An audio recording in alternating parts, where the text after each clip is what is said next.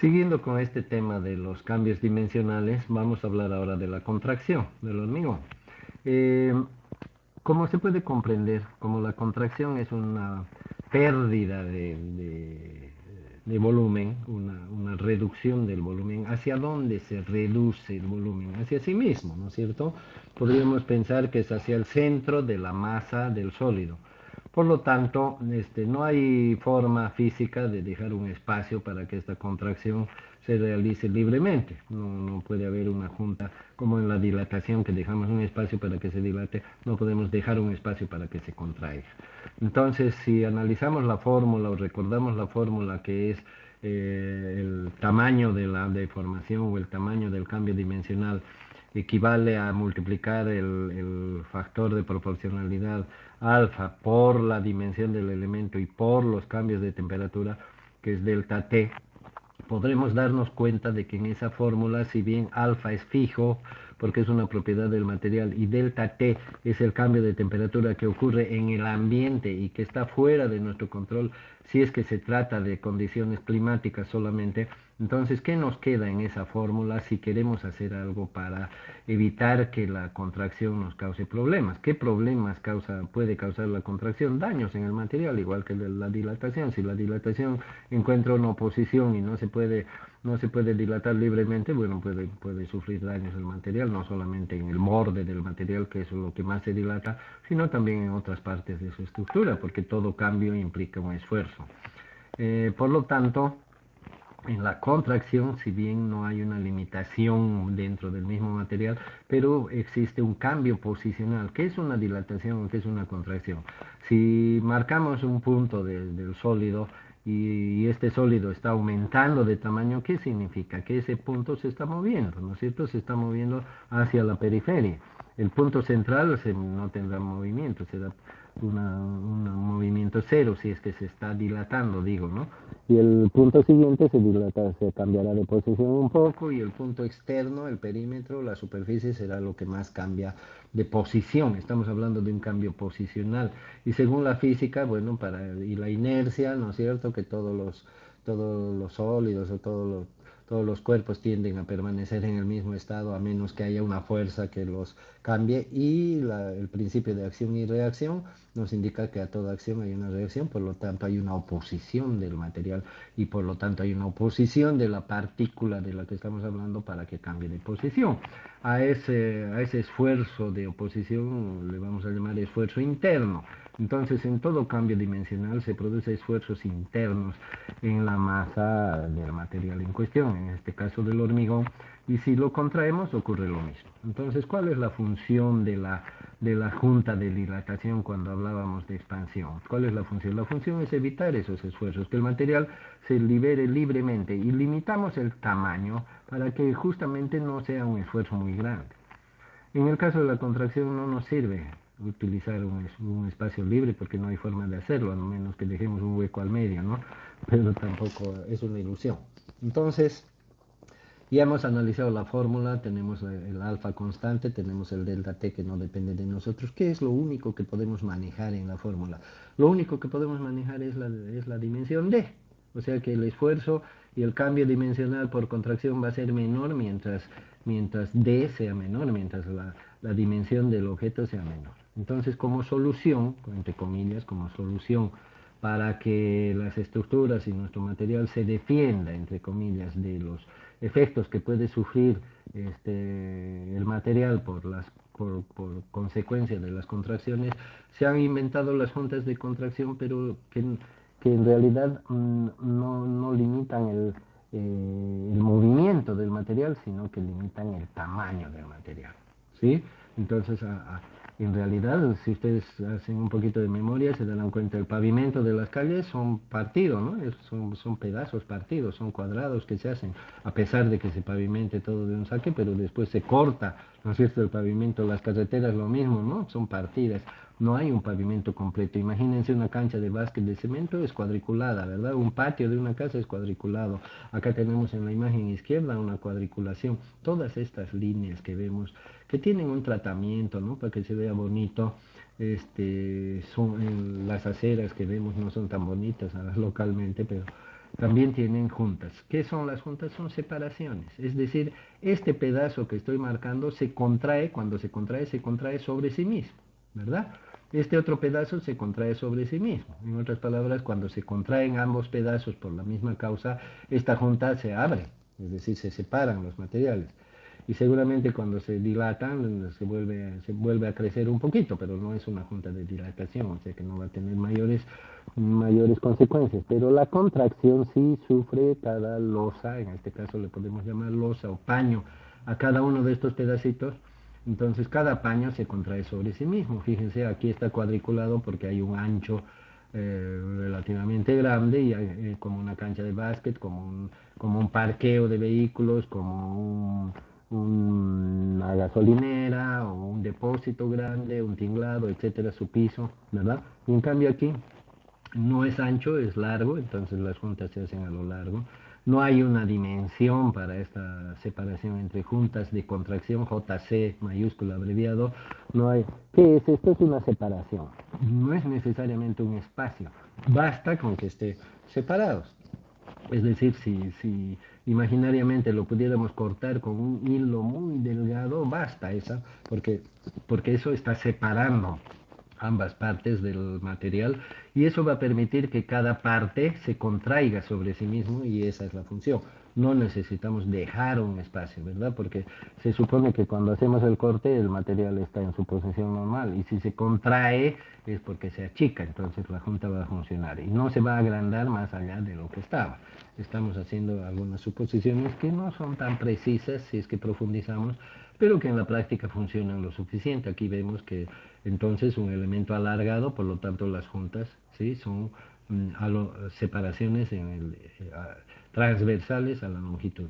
Lo mismo pasa con una carretera, con una calle, etcétera. Y las juntas de dilatación, si imaginemos que esto fuera una carretera, las juntas de dilatación estarían, digamos, una por aquí y otra por acá, ¿no? O sea, los tramos de separación entre las juntas de dilatación son mucho más grandes que los pequeños tramitos de separación entre las juntas de contracción. En los pavimentos, ¿qué se suele hacer? Porque también hay que tener cierta geometría, cierta simetría, ¿no? Por algo somos ingenieros. Entonces, ¿qué se suele hacer en los pavimentos? Los pavimentos normalmente se vacían por fajas. Seguramente esto se vació primero, luego esto, luego esto. Así se construyen las autopistas, por ejemplo, que pueden tener, o las avenidas, o las carreteras anchas que tienen varias fajas, se llaman fajas, ¿no? También se puede decir franja, fajas de tráfico. Entonces, operativamente es mejor vaciar una sola faja primero, ¿no? Y luego la de al lado y así sucesivamente. Entonces, para que exista cierta armonía, entonces se elige como distancia entre juntas de contracción el mismo ancho de la faja.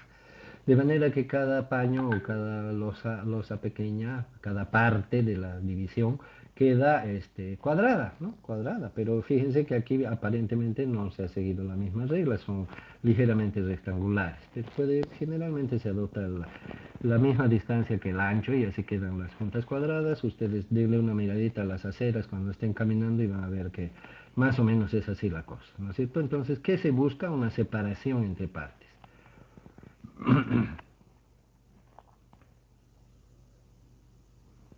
Fíjense, hay distintas técnicas para las juntas. Aquí podemos ver, por ejemplo, en el caso de las aceras, en el caso de las aceras podemos imaginarnos a un albañil que hace pedazo por pedazo, ¿no? Viene en la mañana un día y hace un cuadradito, al día siguiente hace el siguiente cuadradito y al día siguiente el siguiente cuadradito.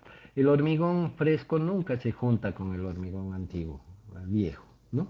O sea que el cuadradito de hoy día, por más que el albañil lo empareje con el hormigón de ayer, al volver al día siguiente se va a separar, ¿no? Porque el hormigón viejo con el nuevo siempre va a tener una separación, una rotura, se va a romper, se va a separar, nunca hay que pensar que se junta, por lo tanto esa realidad hay que aplicarla en cualquier caso. En el caso del pavimento, por ejemplo, sería un pavimento de N kilómetros, sería un poco ridículo estar haciendo losa por losa, ¿no es cierto? Si a pesar de la forma en que se hacen hoy en día se tarda tanto, imagínense lo que sería hacer pedazo por pedazo. Entonces, una de las técnicas es vaciar todo el pavimento, como se ve acá, y una vez que está endurecido, pero en etapa temprana, porque si esperamos mucho va a ser más difícil, se corta, como se puede ver. Ver aquí se cortan las juntas de contracción, se las corta.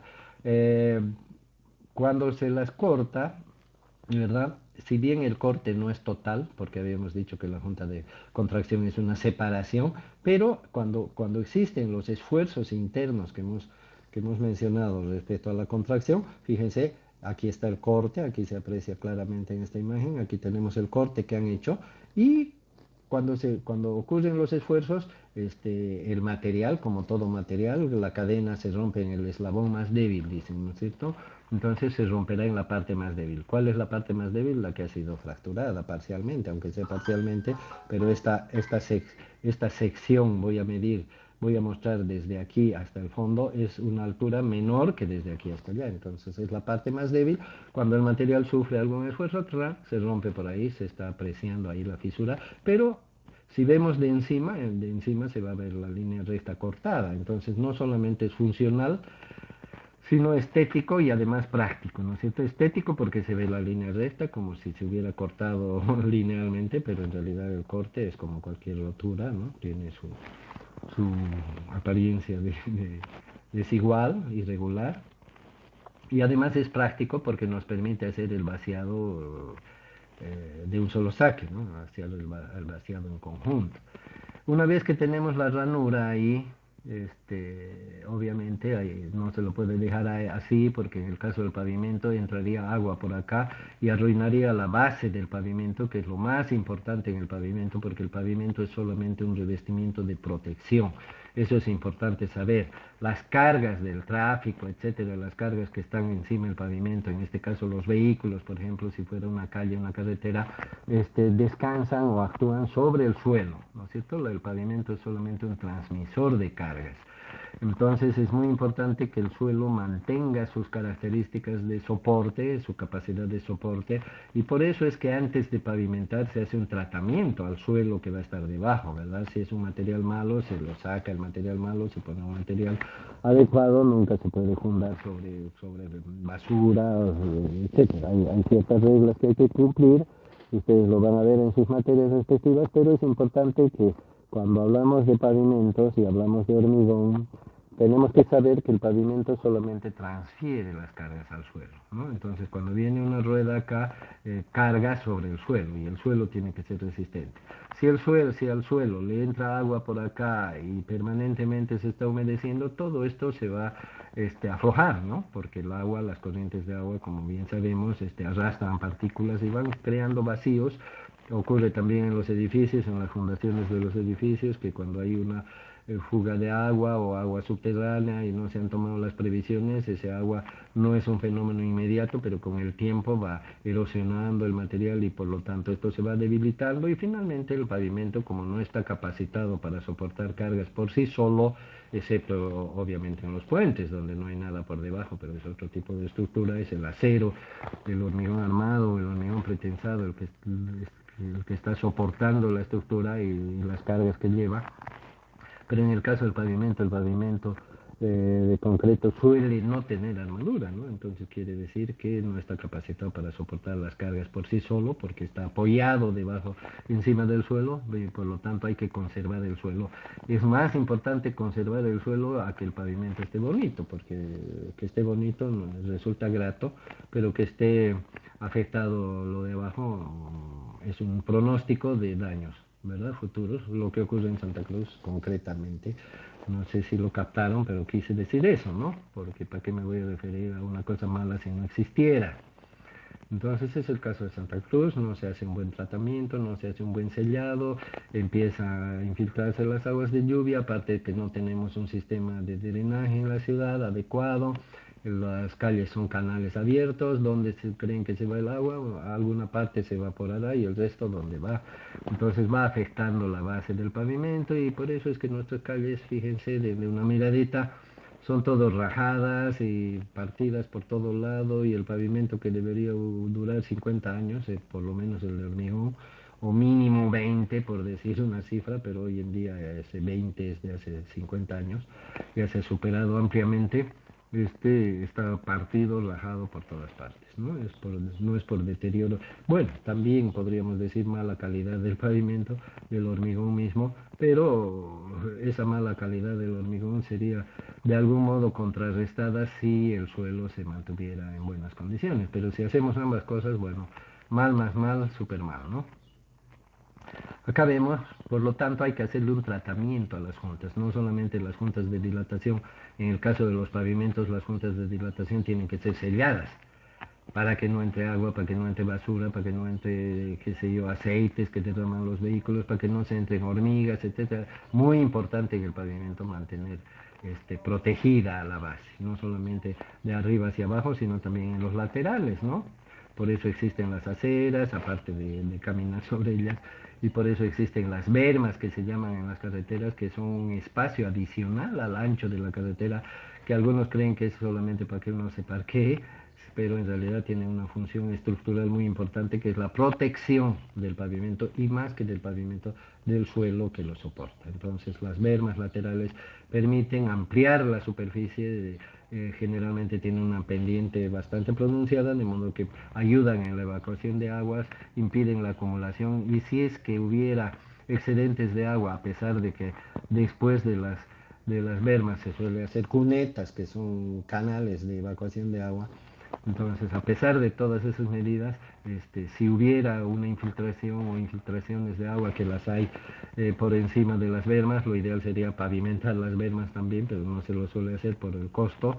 Entonces, de todas maneras, ese agua ya está un poco alejada de la parte principal, que es el pavimento, ¿no es cierto? De la parte central de la carretera, ya que las bermas son laterales. Por lo tanto, en el caso de las juntas de contracción, sí, se tienen que sellar, sobre todo si son en un piso, se tienen que sellar, ¿no es cierto? Aquí vemos un ejemplo del sellado que se está haciendo, obviamente con materiales que impidan el paso del agua, ¿no? Y que necesitan cierto mantenimiento, no son eternos, y aparte que hay que usar buenos materiales, ¿no? No es cuestión de comprar el alquitrán más barato de la ferretería y ponerlo ni siquiera bien. Aquí fíjense cómo están las líneas, y el día que haya oportunidad de ir por la U o por sus calles van a ver cómo está el sellado de las juntas, ¿no? Es una barbaridad, parece que lo hubiera hecho alguien que no estaba en sus cinco sentidos, porque está en todas partes el sello menos en la junta, y ni idea de que se aprecie una línea así tan pulcra y tan fina como las de las imágenes. El material tiene que ser especial, resistente a los cambios de temperatura y a la intemperie, ¿no? Además de los cambios por temperatura, cambios dimensionales por temperatura que ya hemos mencionado, tanto la dilatación como la contracción, ahora vamos a mencionar también que los cambios dimensionales no solamente ocurren por cambios de temperatura, sino también por cambios de humedad. Curioso el asunto, ¿no es cierto? Pero en el hormigón, cuando aumenta la humedad en relación a un punto de comparación, el hormigón crece.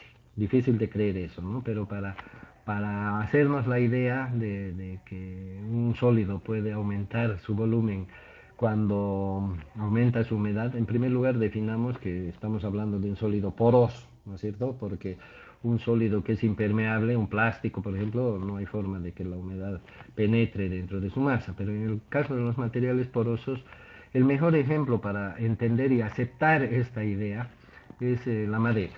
Ustedes saben que la madera absorbe agua, es porosa, tiene humedad interna, y cuando aumenta la humedad, en las épocas en que la humedad ambiental en Santa Cruz aumenta, por ejemplo, cuando hay muchos sures, etcétera, es típico que en las ciudades o en las habitaciones las personas digan: ¿qué pasa con esa ventana? No se puede cerrar.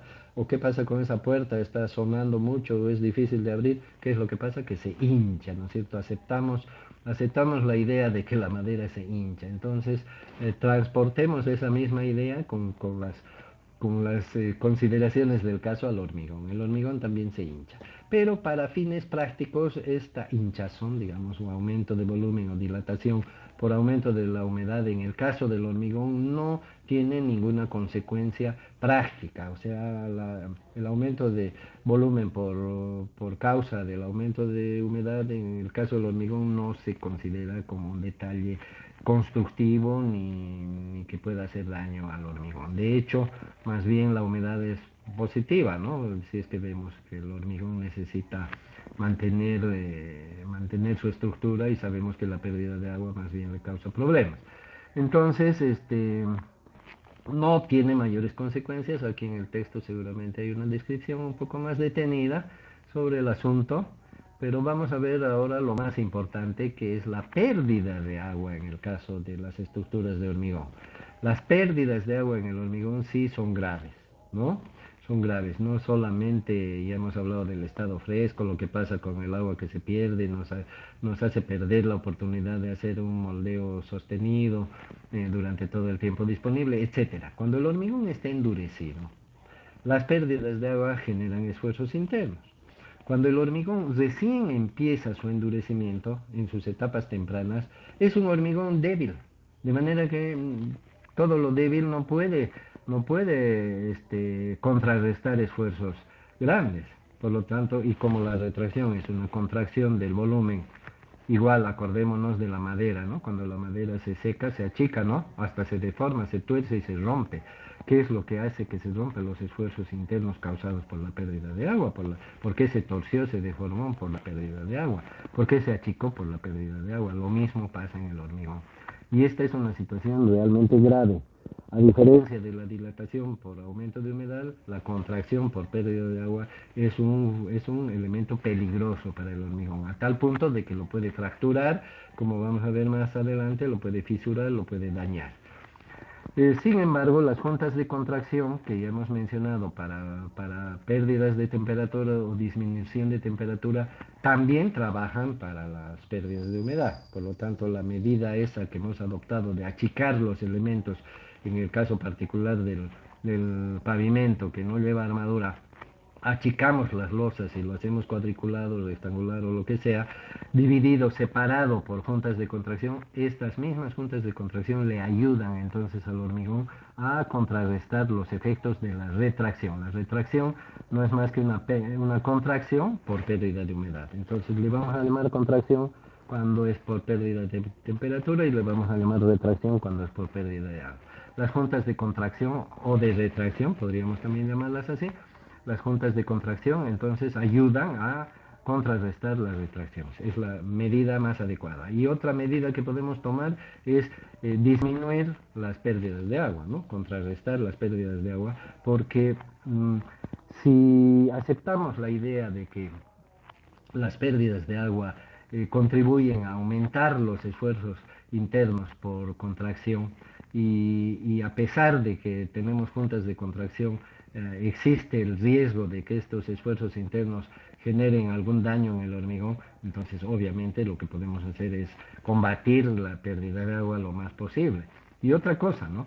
Hay que hacer notar, tenemos que notar que estos esfuerzos internos serán mayores cuanto mayor sea la pérdida de agua. ¿Cuándo el hormigón tiene más agua? Al principio, ¿no es cierto? Se supone que si hablamos de pérdidas de agua, a medida que pasa el tiempo tiene menos agua. Si estamos hablando de pérdidas, quiere decir que disminuye. Entonces, cuando más peligrosa es la pérdida de agua, es cuando más agua tiene. Y eso es al principio. Cuando pasa del estado fresco y va pasando al estado endurecido, es cuando más agua tiene.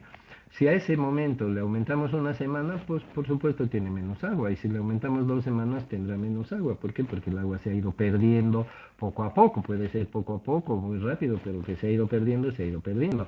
La única manera de que el agua quede en el hormigón es de que el hormigón estuviera sumergido, ¿verdad? Porque si no está sumergido y hay un contacto con el medio ambiente, siempre va a haber una pérdida de humedad, mayor o menor. La tarea del ingeniero es hacer que estas pérdidas sean las menores posibles o que sean lo más lentas posible, porque no vamos a poder evitar que el agua se salga, como tampoco vamos a poder evitar en el futuro que el agua entre en el hormigón, porque es un material poroso, lo mismo que la madera.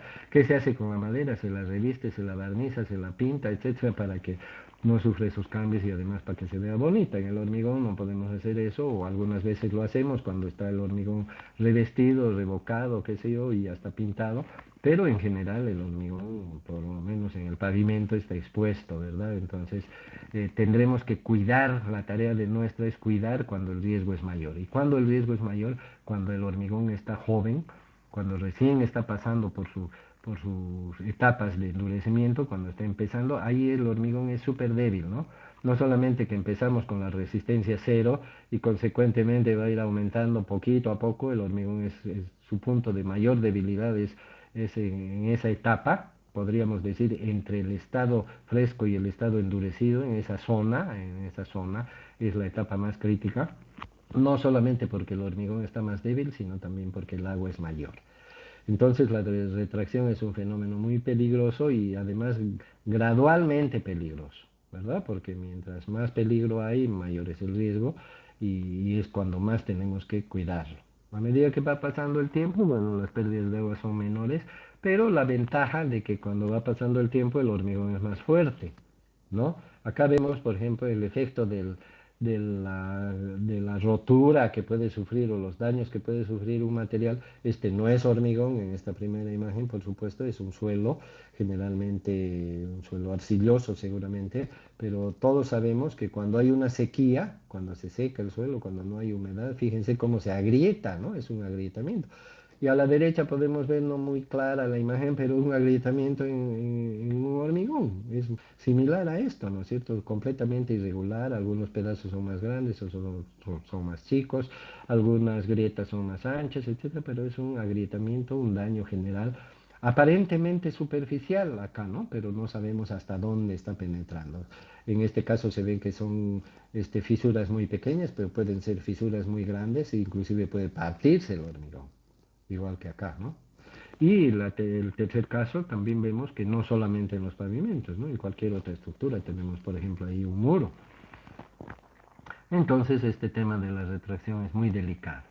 Sin embargo, nos daremos cuenta, no sé si alguien lo ha observado, hemos hablado de reducir el tamaño, hemos mostrado las lositas de las aceras, de los pisos, hemos hablado de la separación en el pavimento, etcétera, pero no hemos hablado, nadie, no hemos mencionado aún esas separaciones. ¿Qué pasa con esas separaciones o reducciones de volumen en un edificio? Anteriormente hemos hablado de las juntas de dilatación y hemos visto el tratamiento que se le da en los diferentes casos, pero no hemos visto nada respecto a la separación de fragmentos en un edificio.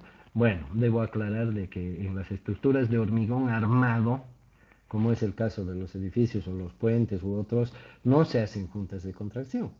¿Por qué? Porque se le atribuye al acero el trabajo de soportar esos esfuerzos adicionales que implica la retracción. ¿Ok? Entonces, por eso es que los edificios no son cuadriculados, ¿sí? Por ese motivo, porque se le atribuye al acero la tarea de ayudar al hormigón a que resista los esfuerzos internos generados. Finalmente mencionaremos que ya, como ya lo dijimos anteriormente, una de las tareas del ingeniero, además de reducir y tomar todas las indicaciones del caso, es evitar o tratar de evitar lo más posible las pérdidas de agua. Se conoce como curado al proceso de proteger el hormigón mientras se endurece, después del moldeo.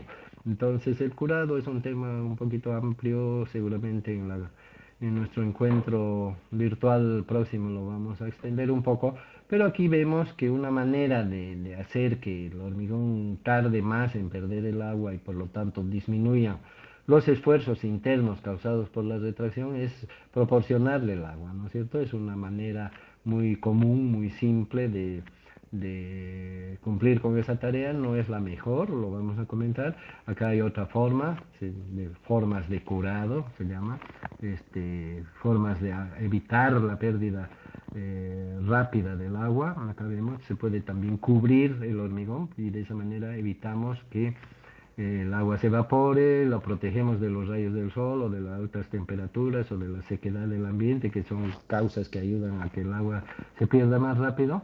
Y también evitamos que salga el agua por evaporación, ¿no es cierto? El agua por escurrimiento seguirá saliendo. Son formas de proteger el hormigón y ayudarle a disminuir los efectos dañinos de la retracción.